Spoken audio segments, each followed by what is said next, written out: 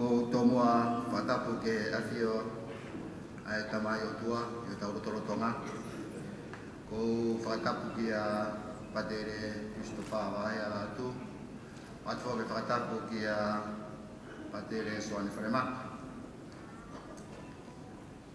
Atu ke whatapu ki e Tauhilahi, Mafua Waipuru, kai behe ki e Tokoni. Pea moe kautau ko tope ngai komio. Whatapu ki e Purengawe Lahi. Behe ki e kau Purengawe ko tope ngai komio. Whatapu ki e Tahi Malolo, Masang Selui. Whatapu atu ki he tare kita isi ela. Whatapu ki a Malpo, Pula Muhammad Apure. Whatapu ki si ngai tamai ki toa pe, ai uma si ngai fofo ngai whae, oa ki te helo ngai whanau. Ma behe ki sola mo e pulami, o mumi e mai e fia whakoloan.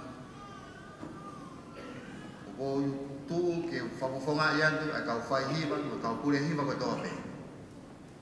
Ona tai tai lelei koe Patere, ka behe e kau whakawhi. Ka behe ka ti motolu, si kau hiwa eki ko toa pe, mumi e mai e fia koe.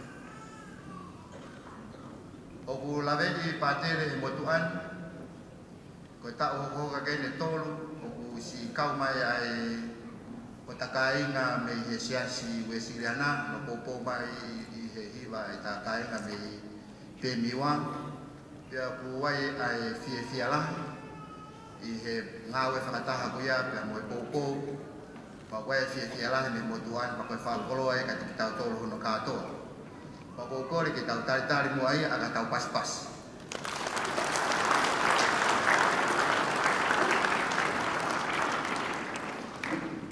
Ko toi tu ai ki, ta ko toi tu mo nia.